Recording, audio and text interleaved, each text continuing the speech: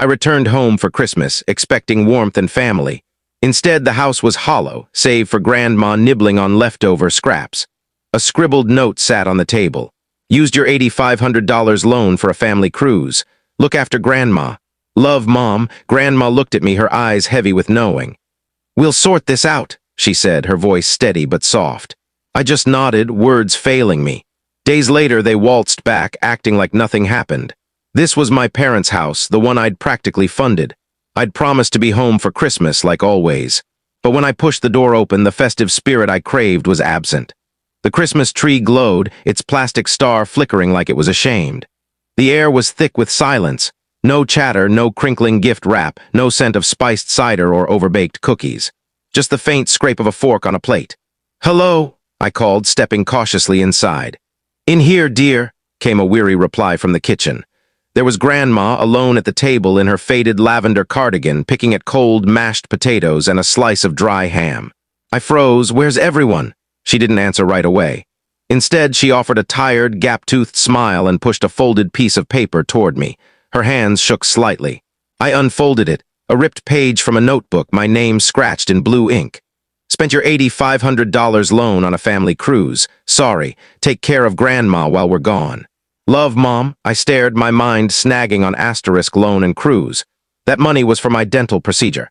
I'd scraped it together over a year, night shifts, skipped meals, endless gigs. Grandma watched me like she was studying a storm about to break. "They probably thought you wouldn't care," she murmured, folding a napkin with care. "They left yesterday." I collapsed into a chair, the wood colder than the room. "No heads up. No call, they just took my money and left you here," I whispered. She gave a brittle chuckle. "Sweetheart, they only reach out when they need something." I nodded, my fists tightening beneath the table. This wasn't new, it was just bolder. Grandma sipped her juice, met my gaze, and said, "We'll fix this."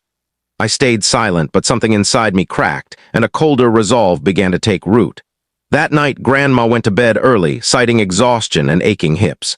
She kissed my cheek, patted my arm, and whispered, "You've always been the kind one." Then she shuffled off, her limp a reminder of the fall 2 winters ago that no one else bothered to help her recover from. I sat in the dark house for hours, no TV, no lights, just that note. My money. The $8,500 I'd earned through Uber runs, freelance jobs, missed sleep, and empty stomachs.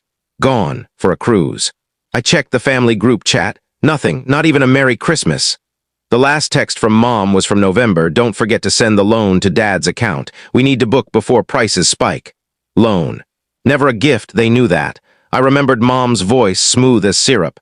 "It's just temporary. We'll pay you back by February, promise. You can push back your dental thing." I'd agreed because I always did. When they needed cash for Jacob's tuition, I agreed. When Dad's betting debts piled up, I agreed. When Kelly needed rent after losing her job, quitting because her boss was rude, I agreed. Always agreeing because saying no made me selfish, ungrateful. Family first, they'd say. After all we've done for you, done for me. They threw me out at 17 for refusing to cover for Jacob when he stole Grandma's meds. They skipped my college graduation to help Emily move in with her boyfriend. They forgot my birthday 3 years running. But when they needed money, suddenly I was family again. By morning, I had clarity. They weren't just on a cruise, they were on the Asterisk Celestial Dawn Asterisk, a lavish ship gliding through the Caribbean for 10 days. Private suites. Personal butlers, gourmet dining. $3,000 a head, 4 of them. I knew because Emily posted a photo on Instagram, forgetting to block me. There they were in plush robes, toasting with champagne. Her caption, "Finally free from the parasites and drama." Parasites. I laughed, a sharp, hollow sound. They took my money, left Grandma with stale leftovers, and called me a parasite. That's when the last thread of loyalty snapped. I wasn't hurt anymore. I wasn't even furious. I was determined. That evening, Grandma found me in the garage, digging through Dad's dusty filing cabinet, surrounded by papers, bills, receipts, old statements. She didn't speak, just sat beside me and opened a worn journal. "Let's start with 2016, she said. "That's when your mom got my pension login." By midnight, we had a ledger of their deceit. By the next day, we had a strategy. They returned like conquerors, their laughter echoing before they even stepped inside. Emily led the charge, hauling a luxury suitcase, her hair woven with colorful threads, nails freshly manicured. I'm so glad to be home. That last ship dinner, total food poisoning vibes." Mom followed, striding in like a soap opera queen, sunglasses perched on her head. "Did you even tidy up?" she asked, kicking aside Grandma's shawl like it was trash. Dad lumbered in, face flushed from too much cruise food, grumbling, "You're still here." Jacob brought up the rear, ignoring Grandma entirely, dumping his bags on the couch and sprawling across it.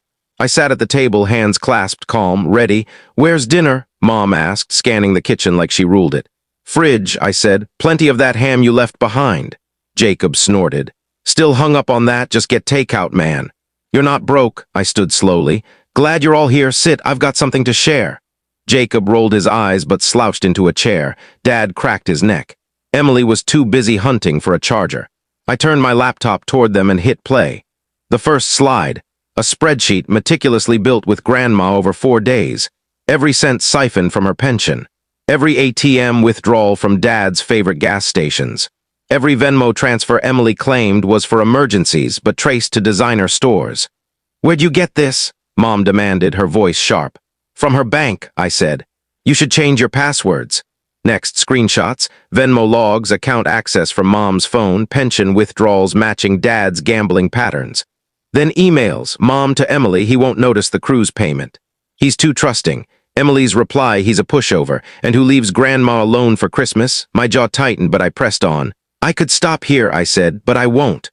One last file, a recording. Kelly, Jacob's wife, on our porch 2 nights ago, voice breaking. "I didn't want to go. I told Jacob no, but he said if you didn't pay, they'd just ditch her and deal with it later. I stayed quiet because he said it'd blow over. I'm sorry." Jacob shot up. "You recorded my wife? That's illegal." "No," I said. "She asked me to. She's done covering for you. Done watching you drain everyone." Dad stood, face purple. "You little rat, snooping in our accounts." "Like someone who's tired of being robbed," I shot back. I opened one final tab, a drafted email. Subject: Report of elder financial abuse, evidence attached. Addressed to Social Security fraud, Grandma's lawyer, the county ombudsman, and 3 local news stations. "You've got 48 hours, I said, voice steady. "Return every cent or I send it, all of it." Emily's hands shook. "You're bluffing. You destroy your own family?" "No," I said. "You destroyed yourselves. I'm just delivering the invoice." Grandma stood, slow and deliberate. She hadn't spoken until now. She moved to the head of the table, gripping a chair, and said, "I raised 3 of you, fed you, cleaned you, kept you safe. When I couldn't walk, you left me with stale bread and spoiled pie while you toasted with stolen cash. You're lucky it's him coming for you. If it were just me." She didn't finish, but the silence roared. Dad muttered and stormed out. Emily tried to hug Grandma, who turned away. Jacob glared. "You're not family anymore." I smiled. "No. I'm finally free." In 4 installments, I ensured they provided proof of payment each time. No exceptions. Jacob held out the longest, acting invincible. "My boss doesn't care," he boasted online. "It's all fabricated nonsense." But then Kelly walked away. She filed for separation, telling him she refused to raise their children in a home built on deceit and theft. She called me that same day, her voice soft. "I'm sorry it took me so long," she murmured. "But I see him for what he is now." I asked if she needed help finding a place to stay. She hesitated, then said, "Only if it's with no expectations." I smiled. "Then yes. Because you did what was right." 2 days later, Jacob appeared at my door, unshaven, exhausted, seething. "You're an idiot," he spat. "You've wrecked everything." "No," I replied, handing him a legal document. "You did." Natalie, my attorney, had just filed for wage garnishment. He tried to rip the paper and toss it back at me. I didn't blink. "Pay every cent," I said, "or we lock your accounts. I'm not bluffing. Ask Emily." By the end of the 2nd week, every dollar was returned. $8,500 from Mom and Dad, $3,100 from Emily with interest, $2,700 from Jacob, scraped together after a humiliating loan from his boss. Total, $14,300 and some change. I used $3,000 for my dental surgery, finally. Another $2,000 went to a proper recliner for Grandma and a part-time caregiver. The rest was secured in a high-yield account in Grandma's name, accessible only by her and me. When I showed her the documents, tears spilled down her cheeks. "They took everything from me," she whispered, "but they didn't take you." And just like that, I'd won, not just the money, not just the legal battle. I'd reclaimed myself. The burden I'd carried for years, guilt, duty, the quiet sting of being less valued, slewed off like an old skin. I stood taller than I had in ages. They stopped reaching out. And you know what? The silence felt alive for the first time. Not the tense quiet of guilt, Not the suffocating hush of shame, but a sharp, clear silence like the stillness after excising a wound. The money was back, the house was calm. Grandma slept soundly, no longer jolting awake, fearing someone would steal what little dignity she had left. And me? I was becoming someone they couldn't manipulate. In the weeks following the confrontation, I didn't just recover funds. I rebuilt my life. I left the job that drained my soul, taking a remote gig that paid better and gave me back my time. I took Grandma to her favorite spot, a worn-down diner with checkered tiles and coffee so bad it was practically a health hazard. She laughed more in that hour than she had in half a decade. "I miss this," she said, dunking her fries in her milkshake. "You mean your heart misses this," I teased. She shrugged. "I'd rather die grinning with you than gagging on cruise lobster with those vipers." Fair point, but even peace carries echoes. They didn't call, but they whispered. Oh, they whispered. Emily posted on social media about how some people don't grasp forgiveness, pairing it with a photo of her lighting a candle in church. Mom told distant cousins I'd coerced Grandma in her frail years, conveniently omitting how she drained Grandma's pension to clear her cosmetic surgery bills. Jacob. He went full unhinged, posting a video about toxic siblings with dramatic music from a TV show, posing as the wronged heir to some shattered dynasty. His caption, "Some people would rather watch you crumble than climb with you." I laughed for a solid 10 minutes. Climb with him? He tried to torch me and waltz through the embers. They wanted to rewrite the narrative.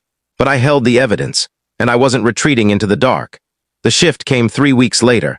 I was at the store with Grandma, pushing her cart, stacking it with canned soup and root beer when a woman approached. Older, refined, vaguely familiar. "I'm sorry," she said, looking right at me. "Are you the one from the news story?" I stiffened. She smiled. "The one who protected his grandmother?" I blinked. "I suppose so." "Yeah," she glanced at Grandma, then back at me. "I just wanted to thank you for standing your ground, for speaking out. My mother, they did the same to her, but no one stood up for her. I wish someone had." She touched my arm briefly, then walked away. I turned to Grandma. She was still hand-clutching a soup can, eyes brimming. "I didn't think anyone noticed us," she whispered. "They do now," I said. And that's when it hit me. This wasn't just about the money or vengeance or proving I wasn't a failure. It was about speaking the truth aloud. Finally, the best part, I was done justifying myself. I didn't need to shout anymore. The truth had already spilled into the world, dragging their reputations behind it like a torn garbage bag. Every time they posted, people remembered. Every time they lied, someone in the comments called them out.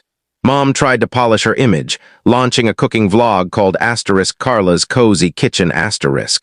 But in her debut video, someone commented, "Did you buy that stove with swiped pension funds?" She deleted the channel within 48 hours.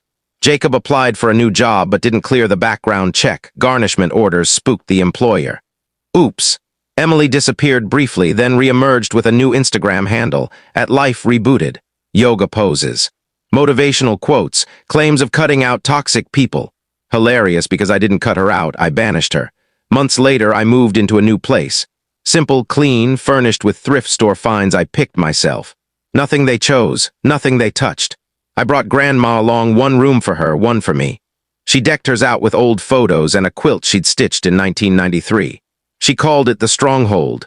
One night, she knocked on my door. "I've got a question," she said, easing onto my bed. "When you saw that note they left, why didn't you just walk away?" "Why stay?" I paused, then said, "Because I remembered who I was before they made me forget." She looked at me for a long moment, then nodded. "I'm proud of you, dear." That hit harder than any curse they'd ever hurled, because she meant it. And no one else in that family ever had. Weeks later, I bumped into Kelly outside a cafe. She looked stronger, freer, happier. She was taking evening courses, working toward a certification, carving out her own path. "I didn't know I could live like this," she said. "Without dreading his next move, you gave me that." I didn't know how to respond. She stepped closer. "You didn't just change your life, you know." I nodded quietly. And maybe, for the first time, I believed it. So here's my ending. Want to know what happened to the family? They ruined their own names trying to bury mine. Want to know what happened to me? I stopped waiting for them to call me family and started building one with people who didn't make me plead for love. And now I sleep soundly, lights off, because I'm no longer afraid of what they'll steal next. They already took everything, and I took it all back.